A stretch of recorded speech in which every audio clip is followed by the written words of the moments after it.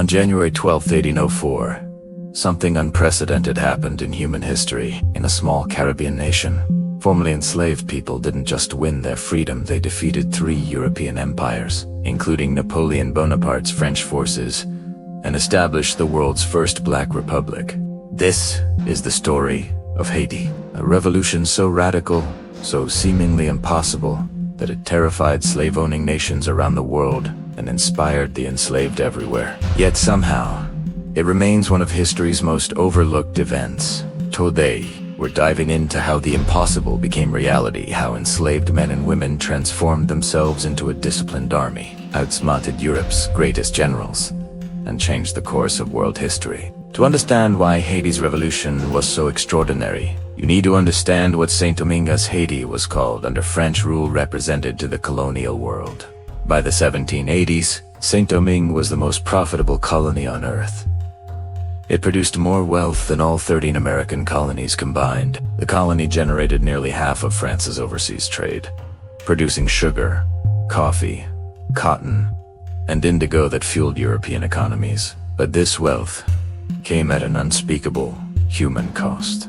Over 500,000 enslaved Africans labored on the island's plantations under conditions so brutal that the average life expectancy after arrival was just a few years. The mortality rate was so high that plantation owners found it more economical to literally work people to death and import replacements than to allow them to survive and reproduce.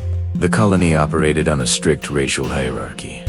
A small number of white French colonists at the top, a growing population of mixed race, free people of color in the middle, and the massive enslaved majority at the bottom. Every aspect of this society was designed to prevent exactly what was about to happen. In 1789, revolution erupted in France. The Declaration of the Rights of Man proclaimed that all men are born free and equal. But did this apply to the colonies? To enslaved people? The French Revolution created chaos. Insane white colonists wanted independence from France to protect slavery. Free people of color demanded equal rights, and the enslaved majority, they wanted freedom complete and unconditional. In August 1791, everything changed, led by an enslaved coachman named Duddy Bachman. Thousands of enslaved people rose up in a coordinated rebellion. The signal, Abodu Ceremoniat Boiska, man where leaders swore an oath to fight for liberty or death. Within weeks, the northern plantations were ablaze. Hundreds of sugar estates burned. The most profitable colony on earth was consuming itself in revolutionary fire. From this chaos emerged one of history's most remarkable leaders, Toussaint Louverture. Born into slavery around 1743, Toussaint was exceptionally learned to read and write, understood military strategy, and possessed a brilliant political mind. When the rebellion began, he was nearly 50 years old. He helped his master's family escape to safety, then joined the revolution. Toussaint quickly distinguished himself. While other rebel leaders fought in traditional guerrilla style, he organized and trained disciplined military units. He studied European military tactics and adapted them. Most importantly, he understood that military victory alone wouldn't be enough. He needed to navigate the treacherous international politics surrounding the revolution. When Spain and Britain saw France's weakness, they invaded, hoping to claim the colony for themselves. Toussaint initially allied with Spain, but when the French Republic abolished slavery in 1794, he made a calculated switch. He brought his forces to the French side, eventually defeating both Spanish and British armies. By 1801, Toussaint had become the de facto ruler of Cinque. He created a constitution that declared him governor for life, and, crucially, made the abolition of slavery permanent. He worked to restore the plantation economy not with slavery, but with paid labor. He negotiated trade agreements with the United States and Britain. Saint-Domingue was functioning as an independent nation in all but name, and this terrified powerful people, particularly one Napoleon Bonaparte. Napoleon had grand ambitions. He envisioned a French empire in the Americas, with Saint-Domingue as its crown jewel, producing wealth to fuel his European conquests. But Toussaint's autonomous regime stood in his way. In 1802, Napoleon sent his brother, General Charles Leclerc, with 20,000 veteran troops to retake Saint-Domingue. and restore slavery. It was one of the largest expeditionary forces ever sent to the Caribbean. The French used deception, initially claiming they came to support Toussaint.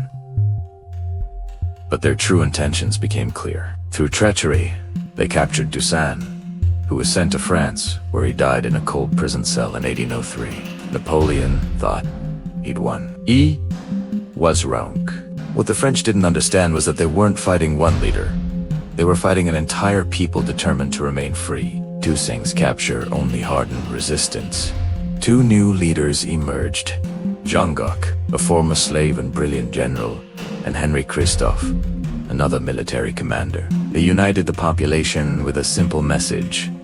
The French intended to restore slavery, and death in battle was preferable to chains. The war became brutal. Yellow fever decimated French ranks. They had no immunity to tropical diseases. Guerrilla tactics wore down the European army. In battle after battle, the revolutionary forces, who transformed themselves from enslaved workers into disciplined soldiers, proved they could defeat Europe's finest troops. By late 1803, the French position was hopeless. They'd lost over 50,000 men to combat and disease. Napoleon, now facing renewed war in Europe and having failed to suppress the revolution, abandoned his American ambitions. Without Sindoming to anchor his empire, he sold the Louisiana Territory to the United States, doubling the size of the young American nation in one stroke. On November 18, 1803, the Revolutionary Army won the decisive battle of the remaining French forces surrendered and on January 1, 1804, Jean-Jacques Dessalines declared independence. But he did something more. He renamed the nation Haiti, using the indigenous Tano name for the land, erasing the colonial designation entirely. The new nation's flag was created by tearing the white from the French leaving red and blue a symbol that there would be no place for colonial rule. On January 12, 1804, Dessalines formalized the Declaration of Independence in the city of Gonaives, proclaiming to the world that Haiti was free. For the first time in history, enslaved people had risen up, defeated multiple European empires, and established their own independent nation. It was the only successful slave revolt in human history. But victory came at a tremendous cost, and Haiti's struggles were far from over. The international community, led by slave-owning nations like the United States and France, immediately isolated Haiti. They feared the example Haiti set that enslaved people could successfully fight for their freedom. For decades, major powers refused diplomatic recognition. In 1825, France demanded Haiti pay 150 million francs, $21 billion in today's money, as compensation for the lost property of French slave owners, including the slaves themselves. Haiti was forced to accept this debt or face military invasion and continued isolation. Haiti didn't finish paying this extortion until 1947. This debt, combined with international isolation and internal instability, devastated Haiti's economy and development. The nation that had fought so hard for freedom was economically shackled for generations. Yet Haiti's revolution changed the world in ways that can't be measured in economics alone. It proved that Enlightenment ideals of liberty and equality weren't just for Europeans. It terrified slave owners throughout the Americas and inspired enslaved people everywhere. Some historians argue it influenced the abolition movement and made slavery's eventual end inevitable. The Haitian Revolution demonstrated that no system of oppression is permanent, that determined people fighting for their freedom can overcome seemingly impossible odds. On January 12th, we remember not just Haiti's independence, but the extraordinary courage of people who refused to accept their chains, who fought 3 empires in one, who transformed themselves from enslaved workers into liberators and nation. Haiti's story is one of humanity's most inspiring. It deserves to be remembered not as a footnote, but as a central event in the history of human freedom.